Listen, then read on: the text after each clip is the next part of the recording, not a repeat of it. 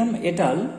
Measured the first line in the rotational spectrum of carbon monoxide as 3.84235 centimeter inverse. From this value, we have to determine the bond length of carbon monoxide. The first line in the rotational spectrum corresponds to the transition from J equal to 0 to J equal to 1.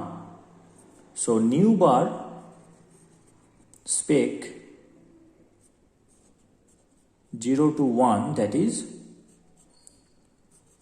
del epsilon 0 to 1. This energy gap will be 3.84235 centimeter inverse. First line corresponds to the transition from the ground state J equal to 0 to the first excited state J equal to 1. And the gap is known to us, it is 2b. So 2b is 3.84235 centimeter inverse. Then b equals to 1.921175 centimeter inverse.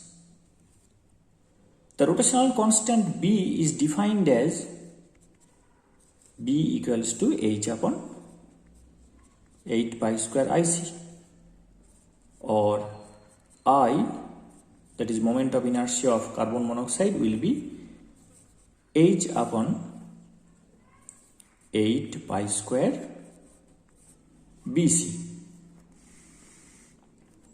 Now we will carefully put the values. ICO equals to, for H it will be 6.626 into 10 to the power minus 27 arc second.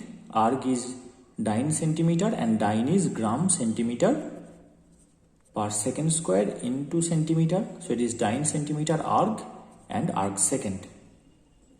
Here it will be 8 pi means 22 whole square, 22 by 7, so we will have 49 here. Then for B it will be 1.921175 centimeter inverse, and for the velocity of light it will be 2.998 into 10 to the power 10 centimeter per second. Always try to put the dimensions along with magnitudes, that will make the signs exact, and in addition to that it will protect you from any erroneous result. And another thing, don't put these powers in calculator. Calculate only these terms and then manually fix these powers. So upon calculation we will get 1.4558398 into 10 to the power minus 39.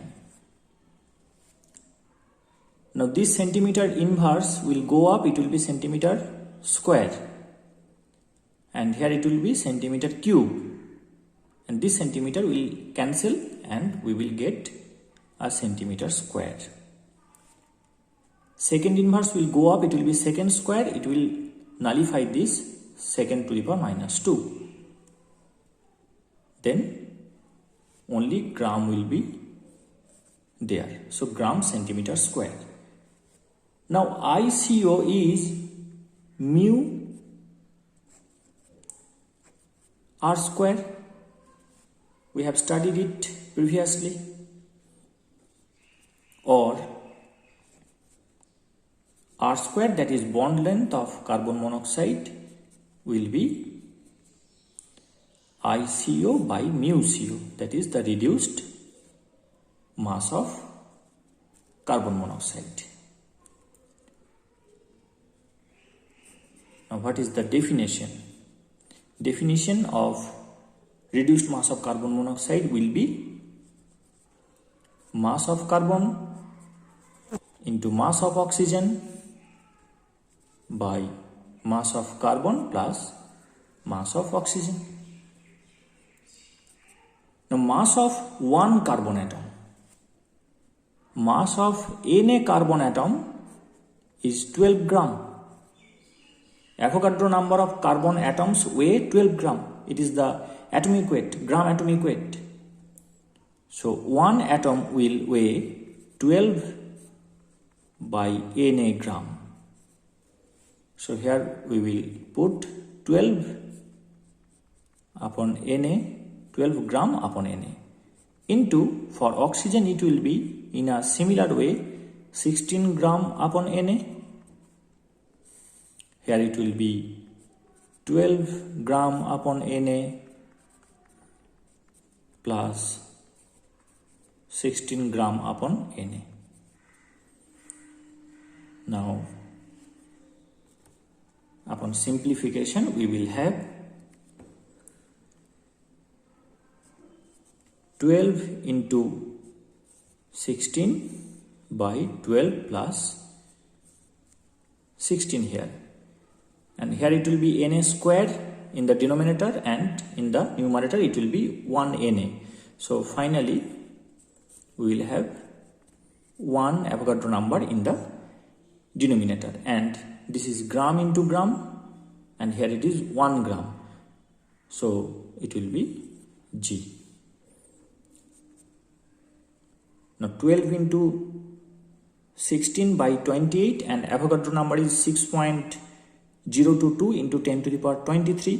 Putting all these, we will get the reduced mass to be 1.13868 into 10 to the power minus 23 gram. Do it for yourself. Check the values. Now we have this equation. RCO squared equals to ICO upon mu CO, and ICO is this. So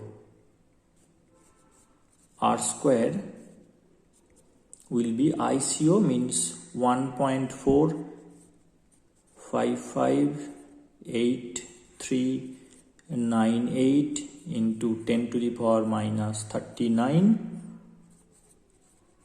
gram centimeter square,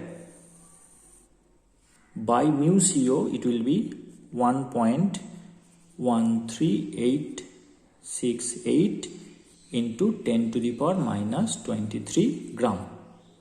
Now gram will cancel out, we will get centimeter square. That must be, since here it is square of bond length, so its dimension must be centimeter square. Or RCO will be, upon calculating this and then taking a square root, it will give us 1.1307 into 10 to the power minus 8 centimeter. That is 1.1307 angstrom. That is 0.11307 nanometer. So from spectroscopic study, we are able to determine molecular information. That is the essence of studying spectroscopy. And from the first line of the rotational spectral data for carbon monoxide, we are able to determine its bond length, and it will be 0.11307 nanometer. Now I will give you a homework, rather to say a brain work, because this question is critical and you have to think over the system to answer this. No calculation is required. for this homework. Listen it carefully. Why Gilliam chose the first line instead of second or third or fourth for determination of bond length of carbon monoxide? Was it a casual choice or was it accidental? Actually, neither of them. Gilliam chose the first line intentionally. Why? This is the question.